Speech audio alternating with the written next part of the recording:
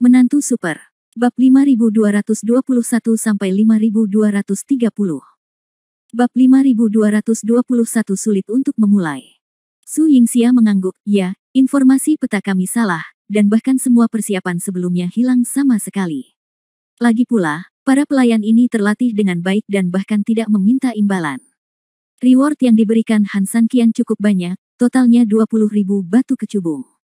Dengan jumlah sebanyak itu, Han Sanqian tentu hadir bukan untuk pamer kekayaannya, melainkan karena ingin menyeberangi sungai dengan cara melempar batu.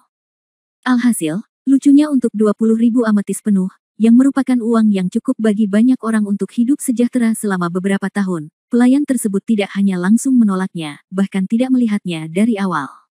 Awal hingga akhir. Maksudnya bukan saja tidak boleh sesuai aturan, tapi uangnya juga tidak bisa diterima. Hal ini sangat sulit dilakukan.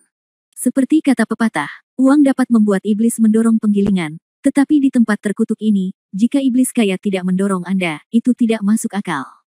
Sangat sulit bagi Anda untuk menembus bagian dalam musuh, dan bahkan lebih sulit lagi untuk mendapatkan beberapa informasi penting tentang musuh. Sekarang sepertinya kita tidak bisa terburu-buru untuk sukses. Toko ini berada dalam masalah besar. Kita masih harus melakukan semuanya selangkah demi selangkah, kata Han Sanqian. Su Yingxia mengangguk.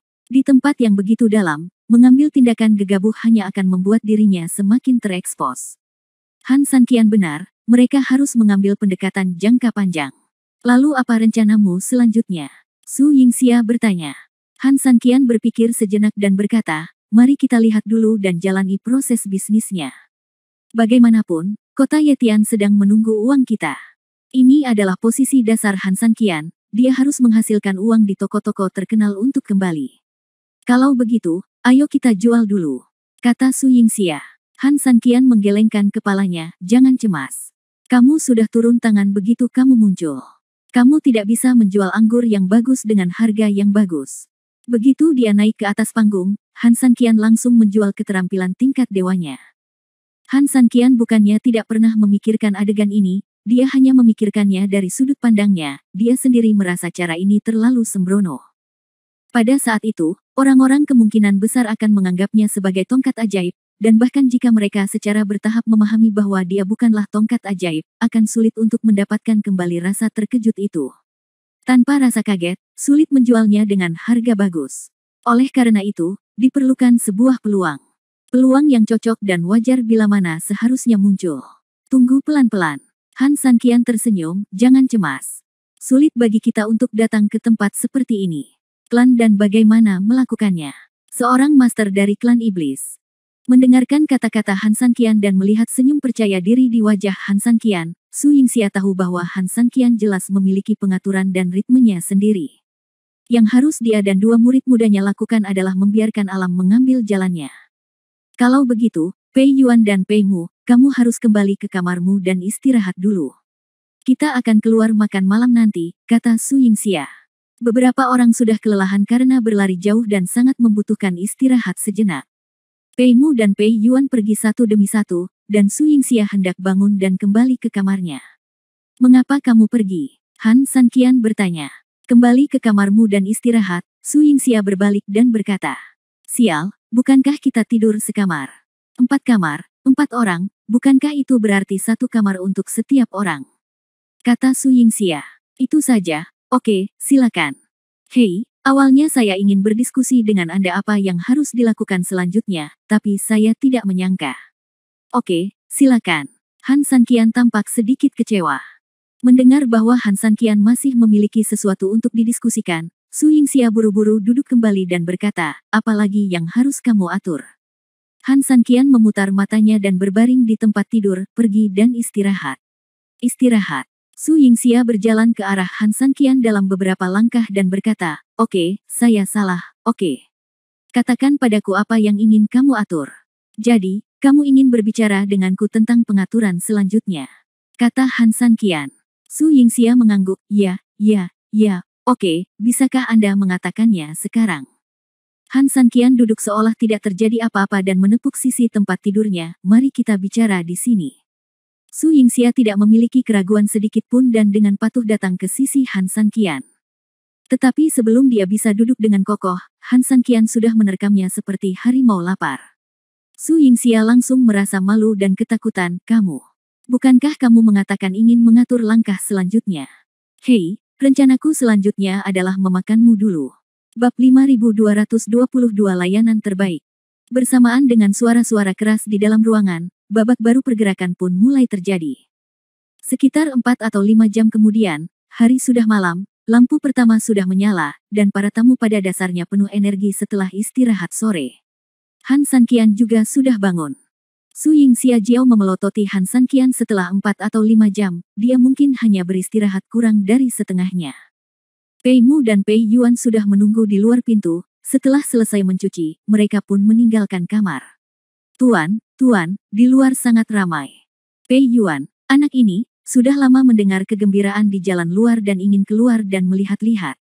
Pei Mu juga menyentuh perutnya. Tuan, bawa kami keluar untuk makan. Han Sanqian mengangguk dan menarik Su Yingxia. Oke, ayo jalan-jalan juga. Sekelompok 4 orang dengan cepat melewati wisma dan berjalan menuju jalan. Jalanan sangat sibuk saat ini, dan banyak kios yang saya lihat sebelumnya sudah sedang dijual. Meski banyak penjaga warung yang merupakan pelayan pelanggan terhormat tersebut, namun yang mengunjungi warung tersebut semuanya adalah orang-orang kaya. Ada banyak sekali ikan besar di sini, kata Su Yingxia sambil tersenyum. Dilihat dari pakaian orang-orang ini, mereka sederhana namun tetap sopan, dan temperamen mereka tidak terlalu flamboyan tetapi memiliki sedikit dominasi. Sekilas siapapun dapat mengetahui bahwa identitas orang-orang ini lebih rumit dari yang terakhir. Belum lagi Han Sanqian sekarang, meskipun Han Sanqian tidak menghabiskan banyak uang di kota Yetian pada awalnya, dia belum tentu menjadi orang terkaya jika dia datang ke sini dengan seluruh kekayaannya. Tentu saja, pandangan ini masih bersifat konservatif. Mungkin, Han Sanqian kemungkinan besar adalah orang termiskin. Karena dia berasal dari ras manusia, penampilan Han Sanqian menarik perhatian. Namun jumlahnya tidak banyak, lagi pula bagi para pebisnis kaya raya ini, mereka sudah melihat berbagai macam pemandangan, wajar jika tidak heran jika ada manusia di sini. Kecantikan Su Yingxia juga menarik perhatian, tetapi bagaimanapun juga, ini adalah tempat berkumpulnya para pengusaha kaya. Tentu saja, wanita di sekitar orang-orang ini juga lebih cantik dari sebelumnya. Oleh karena itu, situasi kedua pasangan pada dasarnya sama, ada ketertarikan, namun tidak banyak. Hal ini sejalan dengan keinginan Han Sanqian, setidaknya dia cukup rendah hati. Selain warung, juga terdapat berbagai toko makanan dan toko perhiasan di kiri kanan jalan. Yang mengejutkan Han Sanqian adalah semua pembelian di toko ini tidak dipungut biaya. Makanannya bermacam-macam, bahkan banyak restoran terkenal di Central Plains World. Rasanya benar-benar otentik. Anda bisa memesan apa saja di sini, dan para pelayannya jauh lebih penuh perhatian dan antusias dibandingkan toko di luar.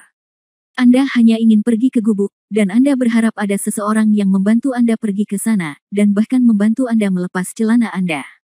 Dan setelah semua prosedurnya, Anda tidak perlu mengeluarkan uang sepeser pun. Kenikmatan seperti ini sungguh luar biasa. Sedangkan untuk toko perhiasannya pun lebih beragam, segala macam dekorasi, bahkan segala jenis pakaian, dijual di toko-toko di sini. Seperti toko-toko yang menjual makanan enak, konsumsi di sini juga tidak dipungut biaya. Tidak peduli seberapa tinggi harganya, tidak peduli seberapa bagus barangnya, tidak peduli berapa banyak jumlah yang Anda butuhkan, singkatnya, gratis. Konon ini adalah toko milik toko terkenal, jadi VIP yang datang ke sini bisa membeli apapun yang mereka suka tanpa mengeluarkan uang. Hanya barang-barang yang ada di warung saja yang dipajang dan dijual oleh masing-masing tamu terhormat, setiap orang perlu mengeluarkan uang untuk jual beli. Sejujurnya, jika bukan karena permusuhan dan misinya, saya benar-benar tidak ingin meninggalkan tempat ini. Su Yingxia menghela nafas tanpa ragu-ragu. Benar sekali, semua kebutuhan terpenuhi di sini, tidak perlu mengeluarkan uang, dan tempatnya indah, siapa yang tidak mau menginap di sini. Tapi coba pikirkan, orang yang bisa masuk ke sini harus melakukan banyak bisnis dengan toko-toko terkenal, dan berapa banyak keuntungan komersial yang harus mereka bawa ke toko-toko terkenal. Uangnya berasal dari domba. Han Sanqian tersenyum jalan. Su Yingxia mengangguk, tentu saja dia mengetahui hal ini. 3.000, apa yang kamu lakukan di depan? Su Yingxia tiba-tiba menunjuk ke depan. Mengikuti pandangannya, di kejauhan, sebuah kios dipenuhi orang. Dilihat dari keanggunan dan keanggunan orang-orang di sini, pasti ada sesuatu yang besar di kios depan untuk menarik perhatian penonton tersebut. Memikirkan hal ini, 3.004 orang dari Han juga bergegas. Bab 5223, Harta Karun. Kios itu sudah penuh sesak dengan orang. Semua orang berkumpul dan berbicara dengan lembut. Han Sanqian juga keluar untuk waktu yang lama sebelum dia keluar dari kerumunan dan menjulurkan kepalanya ke dalam. Di warung tersebut, seorang pemuda sedang menyeka batu permata merah di atas meja. Batu permata itu sangat jernih, dan pada pandangan pertama sungguh luar biasa, bersinar dengan cahaya gelap yang sangat redup namun menarik perhatian. Batu ini luar biasa. Ini adalah batu jiwa pemurnian senjata terbaik. Batu jiwa dapat digunakan untuk menyimpan energi sejati, dan kemudian ditanamkan ke dalam senjata, sehingga dapat memaksimalkan serangan senjata tersebut.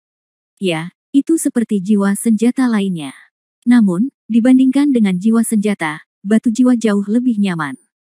Tidak perlu diintegrasikan ke dalam senjata, juga tidak memerlukan senjata yang cocok. Yang paling penting adalah dibandingkan dengan batu jiwa, meskipun batas bawah batu jiwa mungkin jauh lebih rendah, batas atasnya mungkin juga jauh lebih tinggi. Dengan kata lain, daya serap batu jiwa secara alami tidak sekuat itu. Seperti jiwa senjata, tapi penyerapan batu jiwa oke, itu tidak lebih buruk dari jiwa senjata. Han Sanqian sedikit mengernyit, apakah ada harta karun seperti itu? Dengan kata lain, batu jiwa sebenarnya bisa dianggap sebagai sejenis hati naga sampai batas tertentu. Jika hati naga menyerap energi spiritual yang cukup, secara alami akan lebih membantu Han Sanqian. Di sisi lain, dapat juga dikatakan bahwa jika hati naga tidak cukup menyerap, maka akan kurang bermanfaat bagi Han Sanqian.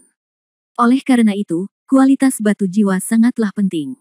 Namun, bagaimanapun Anda mengatakannya, memiliki benda ini pasti lebih baik daripada tidak memilikinya. Bagaimanapun, ini adalah bonus tambahan. Terutama di game-game kelas atas, ketika semua orang seimbang, dan ketika semua orang dapat memanfaatkan segalanya secara maksimal, benda ini hanyalah senjata yang dapat mengubah situasi pertempuran. Yang terpenting benda ini sangat berguna bagi Han Sanqian. Tahukah Anda, kapak panguk ini menjadi lebih tidak nyaman dan parah dibandingkan saat pertama kali Han Sanqian mendapatkannya. Saat Han Sanqian terus menembus lebih dalam ke kota Burning Bone, tekanan menjadi meningkat, dan dia juga membutuhkan bantuan Pangu Aks yang tepat waktu. Namun Han Sanqian selalu menderita karena tidak memiliki kesempatan untuk mengubah dan memperkuat Pangu Aks, kini melihat batu jiwa ini tiba-tiba membangkitkan banyak minat. Lagi pula, benda inilah yang bisa membantu Pangu Aks semaksimal mungkin tanpa mengubah Pangu Aks sama sekali. Tentu saja, Han Sanqian juga tahu betul bahwa kualitas terbaik seperti ini bukan hanya apa yang ingin dia hadirkan. Saya khawatir kebanyakan orang di sini menginginkannya. Memiliki begitu banyak orang di sekitar menunjukkan banyak hal.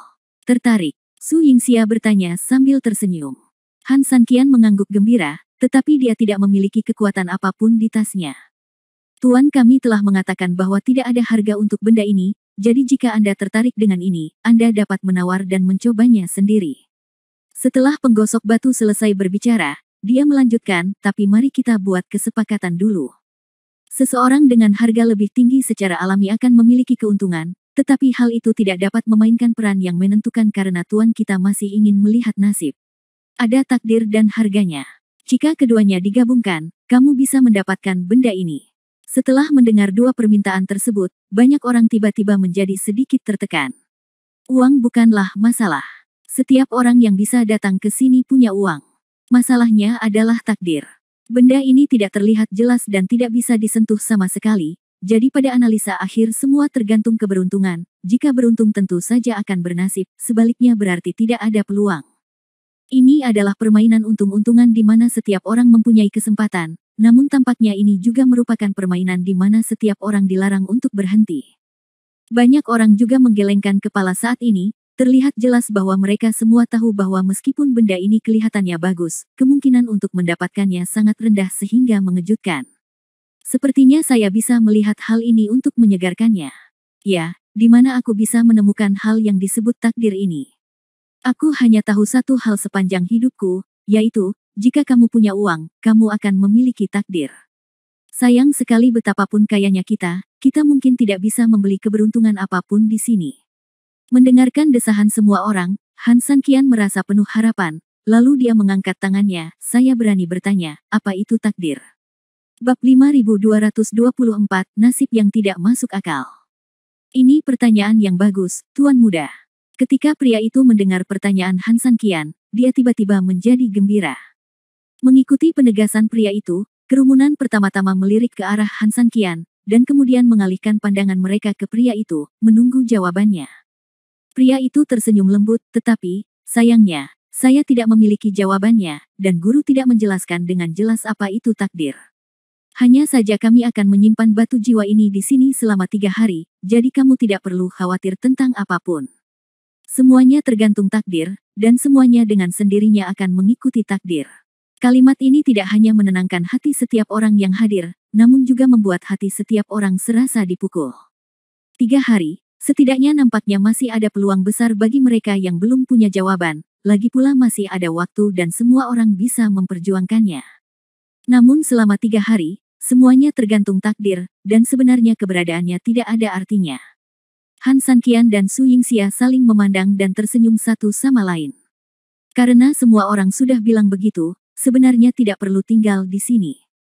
Meski banyak orang, termasuk Han San Qian sendiri, khawatir akan sayang jika kehilangan peluang nasib jika dia pergi begitu saja, Han San Qian juga tahu betul bahwa Anda tidak ada di sini untuk menjaga nasib sama sekali. Anda bisa pertahankan semuanya sebagai milikmu. Lihatlah takdir, patuhi takdir, semua pasti terjadi. Setelah Han San Qian Liang dan istrinya segera pergi bersama kedua muridnya, di lantai 2 sebuah toko makanan tepat di seberang kios, seorang lelaki tua perlahan meletakkan teh di tangannya. Di seberangnya duduk seorang wanita dengan riasan yang sangat halus, hiasan berwarna putih keperakan tergantung di bahu, leher, dan punggung tangannya. Ia memiliki kerudung tipis di wajahnya, dan ada hiasan kecil berwarna perak di sekeliling kerudung. Ini memberinya tampilan yang berbeda dan eksotis. Sepertinya kamu lebih banyak melihat manusia, lelaki tua itu tersenyum perlahan. Si cantik eksotis tidak berbicara, matanya masih terfokus pada Han San Qian yang perlahan menjauh. Sayang sekali dia sudah punya istri, dan 2 anak yang bersamanya mungkin masih anak-anaknya. Lelaki tua itu tersenyum dan berkata, "Jinger, sepertinya nasibmu belum tiba." Menarik pandangannya, kecantikan eksotis itu kembali sadar, tersenyum lembut, menyesap teh, lalu berkata, "Kakek, apakah aku, si Majing, wanita dangkal seperti itu di matamu?" Orang tua itu tersenyum lembut dan merasa tidak berdaya sejenak. "Kakek, bagaimana kamu bisa bersungguh-sungguh? Namun, batu jiwa ini adalah harta paling berharga dari keluarga Sima kami, dan juga merupakan peninggalan ibumu untukmu.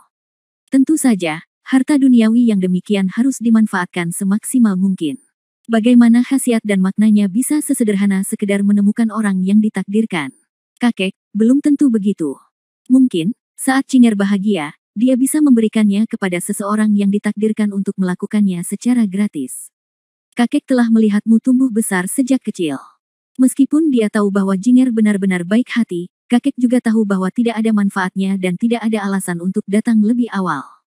Sima Jing tersenyum lembut dan tidak menjawab tepat waktu, malah menatap punggung Han San Qian lama sekali. Siapa yang bisa mengatakan dengan pasti tentang beberapa hal? Di jalan, Han San Qian telah membawa Su Yingxia dan 2 muridnya ke ujung jalan yang lain. Banyak kios kini telah dikelola, dan segala jenis harta karun secara alami bermunculan tanpa henti. Han San Qian hanya melihatnya saja, karena dia tahu betul bahwa banyak barang yang bisa dipajang di sini belum tentu benar-benar untuk dijual.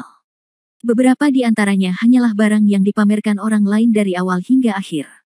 Tujuannya tentu saja hanya untuk memamerkan harta karunnya saja, tidak lebih. Sepertinya tidak banyak yang bisa dilihat. Berbagai harta karunnya cukup baru, tapi jika ingin membelinya, Anda harus mencoba peruntungan untuk melihat apakah orang lain menjualnya. Kuncinya adalah melihat apakah Anda mampu membelinya. Su Yingxia menghela nafas. Memang benar, meskipun ada banyak jenis harta karun, dan ada banyak hal yang membuat Han San Qian, yang telah melihat banyak harta karun, benar-benar takjub, inti batin Su Yingxia sangat bagus. Tidak bisa membeli apapun sama sekali. "Tuan, bagaimana kalau kita mulai menjual barang-barang kita? Lagi pula, tidak ada yang bisa dilakukan selanjutnya," kata Pei Yuan. Pei Mu juga mengangguk. "Tuan, apa yang dikatakan Pei Yuan masuk akal. Bagaimanapun, karena ada begitu banyak orang di pertemuan ini dan banyak harta karun tidak untuk dijual, secara alami kita dapat menarik banyak perhatian dengan menjual barang." Han San Qian tersenyum dan perlahan membuka mulutnya. Bab 5225 Tempat Makan. Jangan cemas. Aroma wine tidak takut dengan gang yang dalam, tapi juga tabu jika hanya dijual gratis. Sama seperti batu jiwa tadi, tidak peduli apakah alasan takdir itu benar atau salah, satu hal yang pasti, batu jiwa kini telah menggugah selera semua orang. Jika batu jiwa telah diberi harga dengan jelas sejak awal, atau jika orang telah mengajukan penawaran untuk bersaing, nilainya sebenarnya akan sangat tinggi, tetapi pasti akan ada batasan yang sesuai. Tapi setelah operasi pihak lain barusan, jelas terlihat bahwa batu jiwa saat ini akan dapat dipasarkan tetapi sangat berharga. Dengan kata lain, Han Sanqian mungkin berani bertanya kepada seseorang berapa harga batu jiwa tadi. Sekarang, meskipun dia punya uang di tasnya, dia tidak bisa bertanya sama sekali. Sebaliknya, jika seseorang mungkin membukanya penawaran mentalnya sebelumnya, dia harus bersyukur dan menyetujuinya lagi dan lagi. Ini adalah metode permainan bisnis. Air di dalamnya sangat dalam, dan orang biasa mungkin tidak dapat menangkapnya. Seperti yang saya katakan sebelumnya, kita harus menunggu kesempatan, kata Han Sanqian sambil tersenyum. Peluang apa yang ada? Kami sudah lama berbelanja di sini dan kami belum melihat peluang apapun, kata Pei Yuan. Su Yingxia juga mengangguk, ya, Sanqian, saya tahu apa yang ingin Anda lakukan, tapi ini adalah toko terkenal. Belum lagi kualitas tamunya yang tinggi, hanya dengan melihat wajah toko terkenal itu, sebenarnya semuanya juga itu tidak akan menimbulkan terlalu banyak konflik. Han Sanqian mengangguk, ya, secara teoritis, itu benar. Namun, Yingxia, Anda lupa bahwa di mana ada orang, di situ akan ada sungai dan danau. Beberapa hal tidak sesederhana yang Anda lihat di permukaan.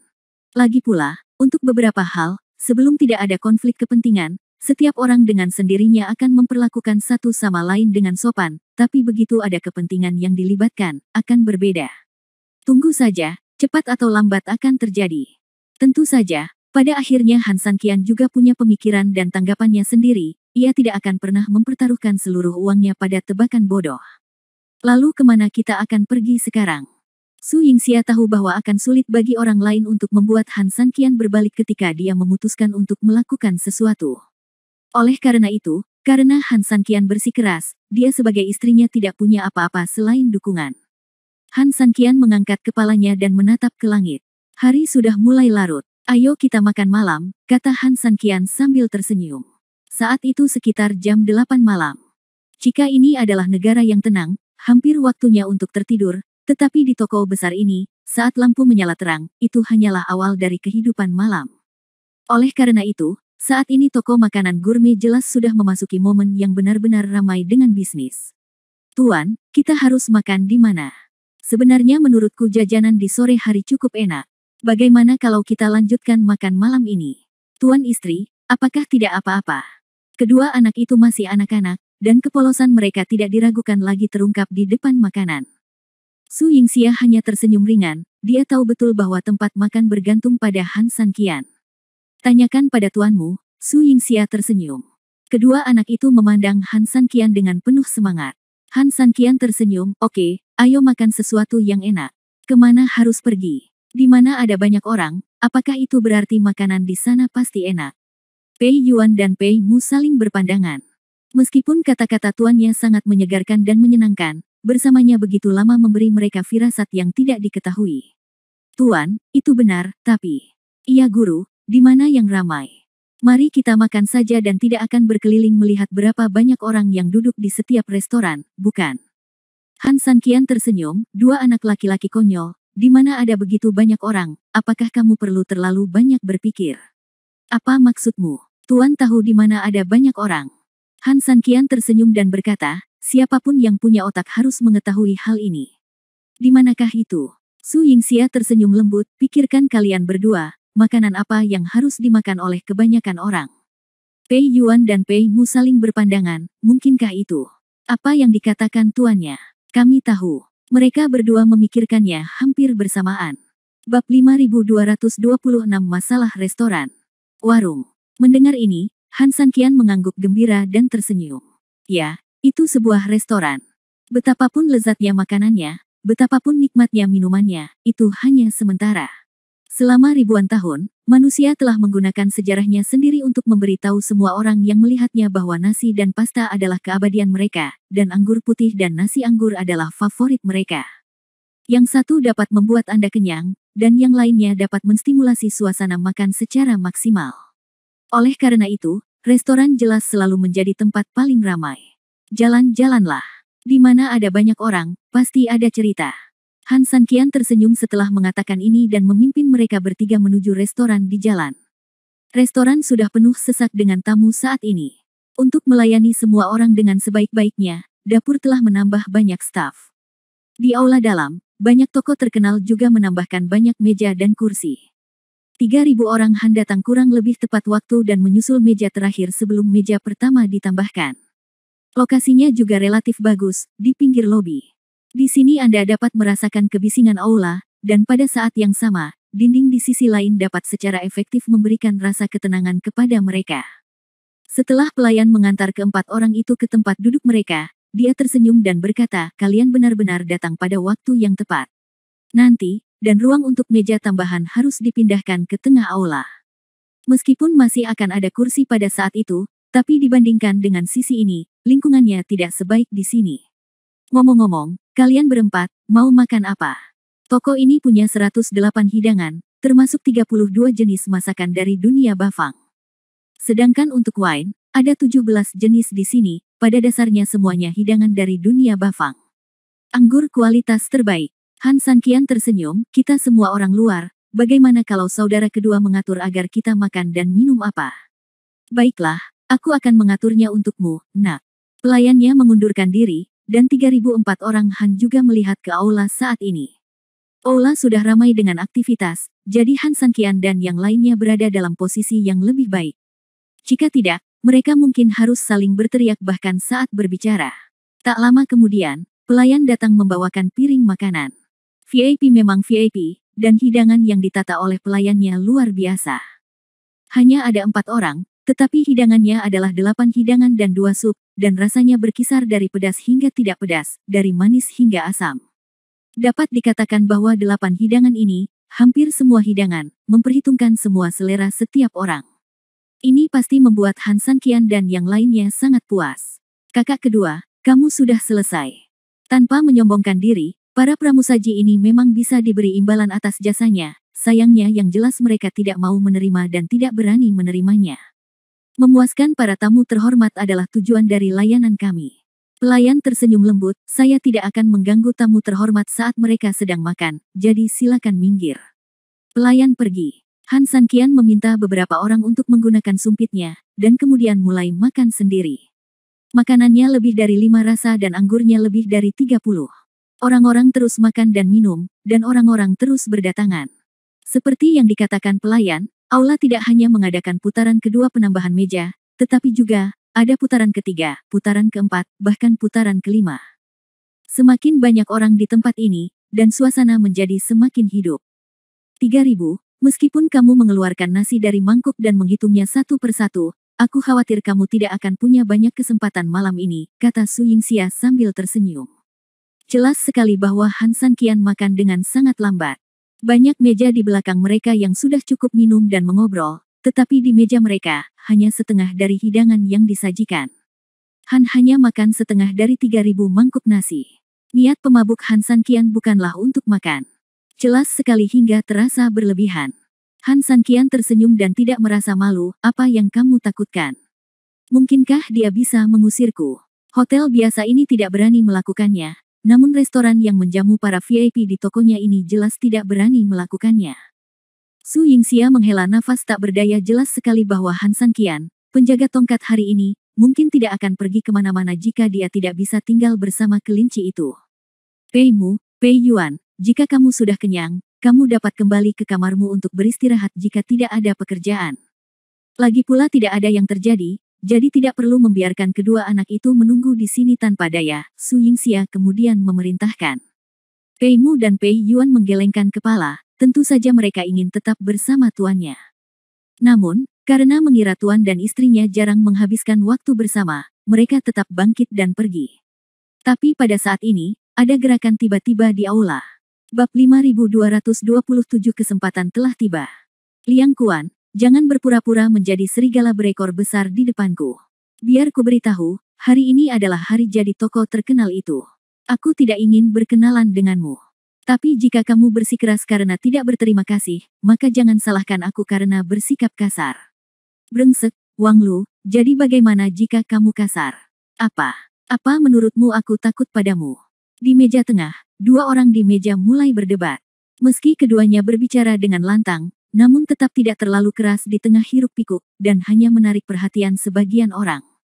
Perhatian orang-orang ini tentu saja termasuk Han San Qian, lagi pula, Han San Qian sudah ada di sini untuk mencium bau ini sejak awal. Sial, apa menurutmu aku takut padamu, Liang Kuan? Kedua orang itu menjadi semakin marah saat mereka berbicara, dan saat ini mereka benar-benar menamparkan meja dan berdiri. Han San Qian memandang Su Yingxia dan tersenyum, anak ini akhirnya mendapat pertunjukan bagus dan kesempatan. Namun, masih harus dilihat apakah peluang ini nyata. Lagi pula, Noisy perlu di-upgrade secukupnya agar menjadi kesempatan bagus bagi Han San Qian untuk pamer, tapi jika tidak di-upgrade, percuma saja. Mendengar seseorang berdebat, beberapa pelayan di toko bergegas mendekat. Tamu yang bermartabat, tenangkan apinya, tenangkan apinya. Ya, kita semua minum 2 gelas lagi, jadi kata-katanya pasti agak menjengkelkan. Kita semua adalah teman dan VIP di toko terkenal, jadi tidak perlu. Para pelayan sangat berhati-hati dalam menghentikan perkelahian. Mereka tidak mendekati siapapun di kedua sisi, tetapi mereka selalu berada di dekatnya. Begitu situasi meningkat, mereka mungkin akan segera mengendalikan kedua belah pihak dan menghindari kontak fisik. Biarkan konflik meningkat. Liang Kuan dan Wang Lu melihat hal itu menarik perhatian pelayan dan sebagian besar orang di toko, dan untuk beberapa saat mereka tidak tahu harus berbuat apa. Pelayan menyarankan bahwa ini adalah waktu terbaik untuk meminjam keledai dari lereng. Mereka juga tahu bahwa ini adalah toko terkenal, dan tidak baik menimbulkan masalah di tempat ini. Tapi mereka juga tahu betul bahwa semua orang sedang melihat mereka saat ini. Jika ada yang mengalah lebih dulu, bukankah itu berarti mereka telah dipermalukan? Oleh karena itu, untuk sementara, tidak satu pun dari mereka yang yakin apakah keadaan mereka akan lebih baik atau lebih buruk, dan keduanya mengandalkan satu sama lain untuk menyerah terlebih dahulu. Suasananya agak canggung. Para pelayan juga sangat pintar dan tahu bahwa suasana saat ini sangat rumit, jadi mereka berencana untuk mengambil tindakan sendiri dan meminta mereka berdua duduk pada waktu yang sama untuk menenangkan situasi. Han San Qian mengerutkan kening, "Nenek, kesempatan yang kutunggu sepanjang malam ini akan berakhir dan hilang seperti ini, bukan? Kalian berdua adalah tamu terhormat. Jika ada yang ingin kalian katakan, tidak apa-apa. Mengapa kalian perlu mengambil tindakan?" Pada saat paling kritis ini, Han San Qian tidak bisa diam dan akhirnya berbicara. "Jika Anda ingin mengobarkan kembali perang mereka, Anda harus menambahkan sedikit api dan bahan bakar ke dalam faktor penyebab pertengkaran mereka." Meskipun Han San Qian sepertinya hanya bertanya dengan santai, tidak diragukan lagi hal itu membawa mereka berdua kembali ke titik puncak konflik mereka. "Ya, beritahu saya apa yang sebenarnya Anda lakukan, dan biarkan semua orang menilai Anda dan menemukan keadilan." Seseorang menggema. Han San Qian tersenyum pelan dan sinis, mengatakan bahwa dia ingin bersikap adil dan jujur. Biasanya kalau terjadi pertengkaran seperti itu pasti masyarakatnya benar, dan ibu mertuanya benar. Kalau memang bisa bilang 1, 2, 3, 4, 5, kenapa masih harus berselisih? Namun, Han San Qian senang melihat orang seperti ini menonton kesenangan tanpa menganggapnya terlalu serius. Bagaimanapun, dia adalah tipe orang seperti itu sekarang. Itu benar. Kami mendukung orang yang tepat, dan orang yang salah harus meminta maaf di depan semua orang, dan dendam semua orang akan terselesaikan. Hebat bukan? Ketika Liang Kuan dan Wang Lu mendengar ini, mereka saling memandang, seolah-olah tidak ada yang yakin satu sama lain. "Oke, karena semua orang sudah berkata begitu, Liang Kuan, mari kita bicarakan keluhan kita dan cari tahu apakah kamu, Liang Kuan, yang tidak tahu malu, atau aku, Wang Lu, yang tidak baik." Wang Lu juga kehilangan kesabaran dan menamparkan meja. "Persetan, katakan saja, apakah aku masih takut? Hari ini kita akan membiarkan semua orang mendapatkan keadilan." Melihat keduanya meningkat lagi, Su Yingxia tersenyum tak berdaya, mengetahui bahwa Han San Qian telah berhasil melakukan kejahatannya, dan berbisik kepada Han San Qian, "Oke, sekarang segalanya telah meningkat lagi seperti yang Anda inginkan. Anda harusnya puas sekarang. Bab 5228, Bayi Gonghuo. Han Sanqian tersenyum dan tidak banyak berdebat, bagaimanapun, dia sudah mendapatkan keuntungan. Saat ini, Liang Kuan dan Wang Lu mencium bau mesiu yang menyengat. Liang Kuan memimpin, semuanya. Anda di sini hari ini untuk mendengar bahwa Wang Lu bukanlah manusia. Saya pikir saat itu, Wang Lu dan keluarga Liang saya adalah tetangga. Keluarganya sangat miskin sehingga hampir bisa dikatakan bahwa mereka tidak dapat memenuhi kebutuhannya. Namun, karena mempertimbangkan tetangga saya meminjamkannya sejumlah besar uang bertahun-tahun yang lalu yang tidak mampu dia bayar kembali, sehingga dia tidak hanya bisa keluar dari kemiskinan, tapi juga bisa berbisnis. Justru karena uang yang saya pinjamkan kepadanya, Wang Lu memiliki modal untuk perlahan-lahan berkembang dan mencapai status yang dimilikinya saat ini. Apakah menurutmu aku adalah seorang dermawan yang baik bagi orang ini? Semua orang mengangguk setelah mendengar ini. Meski bantuan seperti itu tidak dianggap sebagai hadiah reinkarnasi, namun tetap bisa dianggap sebagai kebaikan yang besar. Lagi pula, tanpa bantuan Liang Kuan, Wang Lu tidak akan pernah mencapai statusnya saat ini dalam hidupnya. Hal tersulit dalam hidup adalah mendapatkan pot emas pertama. Setelah itu, begitu Anda punya uang, sebenarnya sangat mudah untuk menghasilkan lebih banyak uang. Dari sudut pandang ini, Liang Kuan dapat dianggap sebagai dermawan terbesar Wang Lu. Dan kedua belah pihak punya mengapa begitu tegang. Ya, dari sudut pandang saat ini, tampaknya Wang Lu tidak terlalu baik. Menghadapi dermawannya, dia tidak seperti ini. Hei, aku benar-benar tidak menyangka Wang Lu terlihat seperti orang baik, tapi sebenarnya dia tidak lebih dari babi atau anjing. Banyak orang mulai berbicara dengan suara pelan, hanya karena dari sudut pandang saat ini, Wang Lu sangat tidak masuk akal. Katakan, teruslah bicara, kata seseorang. Mereka tahu betul bahwa segala sesuatunya masih jauh dari awal tetapi belum berakhir. Liang Kuan telah memperoleh keuntungan tertentu, dan sekarang dia bahkan lebih mengesankan, setelah Wang Lu menjadi kaya, Wang Lu pernah kembali dengan sejumlah uang untuk membayar saya kembali. Jika jumlahnya terlalu banyak, dia akan membayarnya sebagai minat. Saya pikir ketika saya membantunya, saya tidak hanya mencari bunga ketika dia mengembalikan uangnya, jadi saya tidak memungut bunga apapun darinya. Yang lebih saya hargai adalah hubungan antara kami berdua dan dia sebagai pribadi. Semua orang mengangguk dan meminjamkan sejumlah besar uang kepada seseorang yang tidak memiliki kemampuan untuk membayarnya kembali. Dari sudut pandang ini, budaya Liang Kuan memang masuk akal. Terus terang, saya sudah mengira uang itu akan terbuang percuma jika saya meminjamnya. Oleh karena itu, Liang Kuan memang meminjamkan uang kepadanya demi orang dan perasaan. Akibatnya, bagaimana Wang Lu memperlakukan saya ketika bisnisnya semakin besar? Harganya hampir sama dengan harga di luar. Dalam banyak kasus, saya bahkan lebih buruk daripada beberapa pelanggannya. Katakan padaku, barang sialan ini adalah itu masalah personalia. Mendengar ini, semua orang menggelengkan kepala. Wang Lu ini terlalu tidak tahu berterima kasih. Jika bukan karena Liang Kuan, bagaimana dia bisa menghasilkan banyak uang? Setelah menghasilkan banyak uang, dia akan sangat tidak berterima kasih dan kejam. Ini benar-benar bukan hal yang baik. Ya, bagaimanapun juga, dia adalah dermawan bagi keluarganya.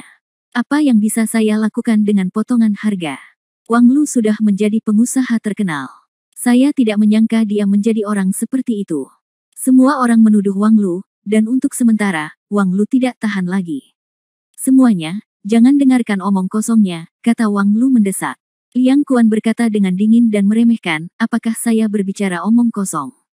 Wang Lu, saya berani bersumpah demi Tuhan bahwa semua yang saya katakan adalah benar. Apakah Anda berani? Wang Lu merasa cemas, ya, saya akui apa yang Anda katakan adalah kebenaran, tetapi Anda jelas-jelas sengaja merusak ritmenya. Liang Kuan, Anda benar-benar tidak tahu malu. Itu hanya lelucon, kamu benar-benar berteriak, tangkap pencurinya, kamu telah dianiaya, dan sekarang kamu ingin aku yang mengatur langkahnya. Wang Lu, kamu bahkan tidak ingin kehilangan muka, bukan? Dengan serangan balik yang kuat dari Liang Kuan, lebih banyak orang di bawah mulai menuduh Wang Lu untuk sesaat. Wang Lu marah, cemas, panik dan marah, dan dia tidak tahu harus berbuat apa. Mari kita dengarkan apa yang dikatakan Wang Lu. Menurutku segalanya tidak akan sesederhana itu. Pada saat kritis, Master Ritme sebenarnya Han Sanqian mengambil tindakan lagi. Dia tahu bahwa Wang Lu benar-benar berada pada posisi yang sangat tidak menguntungkan sekarang. Jika kualitas mentalnya tidak normal, dia mungkin pingsan. Oleh karena itu, dia berbicara dengan tepat untuk menghibur Wang Lu. Lagi pula, ada pertengkaran, dan ada beberapa pertengkaran. Dan situasinya tidak sama. Akan ditingkatkan lebih lanjut. Memang benar, Wang Lu, beritahu aku apa yang terjadi. Bab 5229, Kasih Karunia dan Kebenaran. Dengan seseorang yang menyemangatinya, Wang Lu kembali sadar dari amarahnya, dan setelah menarik napas beberapa kali, dia berbicara. Semuanya, memang benar Liang Kuan membantu saya, dan saya sangat berterima kasih atas bantuannya. Jadi, begitu saya menghasilkan uang, saya memberinya lebih banyak uang selain uang yang awalnya dia pinjam. Namun, hanya karena dia tidak menerimanya bukan berarti aku tidak melakukan yang terbaik, dan itu tidak berarti dia selalu menganggapku sebagai batu penghisap darahnya. Oh, kamu membantuku, jadi aku harus menghasilkan keuntungan besar bagimu dengan segala cara. Izinkan aku bertanya padamu, para pebisnis, jika begini cara berbisnis, apakah bisnis ini akan tetap berjalan?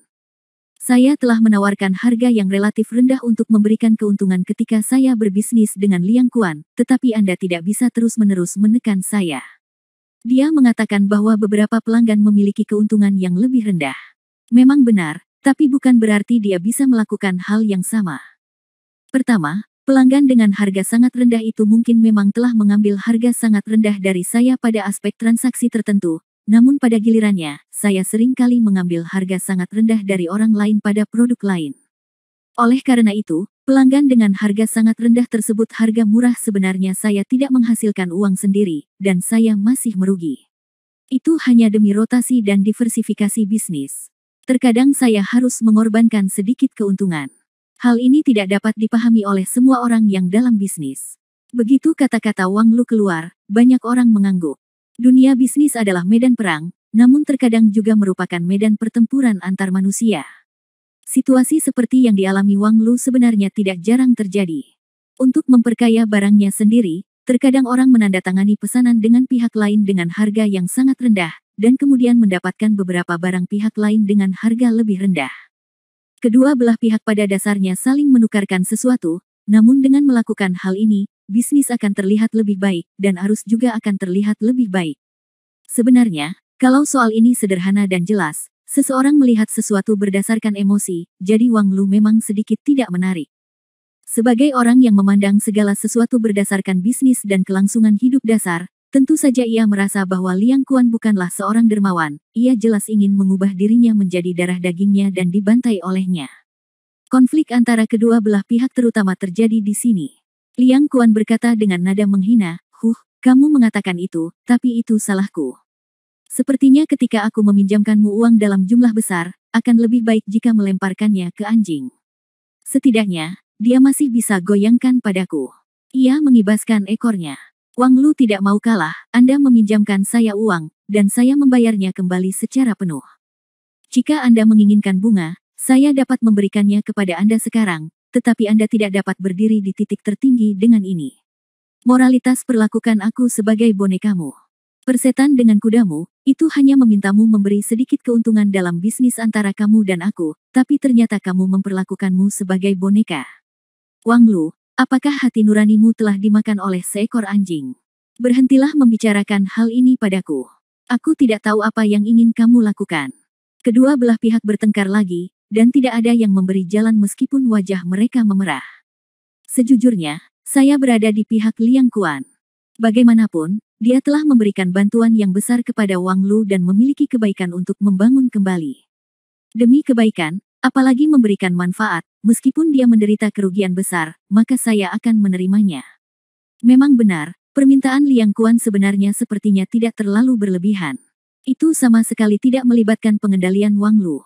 Bagaimanapun, Wang Lu telah dewasa, dan dia tidak ingin mengenali siapapun lagi. Aku berbeda denganmu. Kali ini aku berpihak pada Wang Lu. Faktanya, Wang Lu tidak mau membayar kembali dermawannya.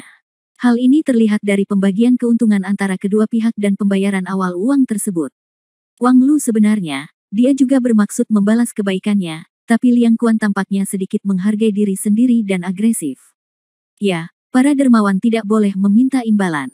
Apa yang dilakukan Liang Kuan di awal memang patut kita kagumi, dan itu juga menunjukkan bahwa orang ini memiliki kebaikan yang kuat. Tapi yang jelas, seiring dengan menjadi kayanya Wang Lu, beberapa orang jelas-jelas dia yang memulainya. Cemburu dan ingin menggunakan beberapa ide untuk terus menghisap darah Wang Lu. Dengan kata lain, karakter Liang Kuan telah berubah, dari awal yang baik menjadi jahat di akhir. Di aula, banyak tamu yang dibagi menjadi dua kelompok, beberapa orang menganggap Liang Kuan benar, tetapi yang lain menganggap Wang Lu tidak melakukan kesalahan apapun. Su Yingxia tersenyum masam. Dia juga tahu bahwa ini benar-benar pertanyaan yang sulit untuk diucapkan. Kedua belah pihak benar, tetapi ini terutama bergantung pada sudut pandang kedua belah pihak ketika melihat masalah tersebut. Dia tiba-tiba menjadi tertarik dan memandang Han San Qian, kamu, orang yang menyukai api, telah lama menyaksikan kegembiraan itu. Tolong beritahu saya, siapa yang kamu perjuangkan dalam gelombang ini? Bab 5230 saya berdiri di tengah. Han San Qian tersenyum, saya tidak berdiri di kedua sisi, saya berdiri di tengah. Su Yingxia tersenyum dan berkata, orang lain mencoba menghentikan perkelahian, tetapi Anda mungkin hanya mengipasi angin dan menyalakan api, bukan? Han San Qian tersenyum dan tidak berkata apa-apa, dia hanya mengambil segelas anggur dan meminumnya dengan lembut. Liang Kuan dan Wang Lu kini bertengkar semakin sengit. Ada pendukung di belakang kedua belah pihak, jadi kepercayaan kedua belah pihak secara alami semakin kuat. Ketika kepercayaan diri kuat, tingkat pertengkaran dengan sendirinya akan meluas tanpa batas. Kedua belah pihak sedang berperang satu sama lain, dan dalam sekejap, hal itu sudah mulai meningkat menjadi kontak fisik. Orang kalau lagi marah kadang begini, tidak bisa berkata-kata, tapi badannya ingin bergerak. Tentu saja, penggagasnya adalah Han San Qian. Sialan, Wang Lu, kamu berani memukulku. Kedua belah pihak hanya saling dorong, meski ada gerakan fisik, namun gerakannya tidak meningkat. Bagaimanapun, kedua pihak memiliki hubungan sebelumnya, dan sekarang mereka juga bekerja sama dalam beberapa bisnis, jika tidak, mereka berdua tidak akan bisa duduk di meja yang sama untuk makan hari ini. Hanya pengaruh alkohol yang membuat keduanya bisa melampiaskan kekesalannya melalui pertengkaran, lalu kemarahan orang lain dan masalah wajah yang menyebabkan mereka bertengkar. Kalaupun meningkat menjadi konflik fisik, namun masih dalam batas terkendali.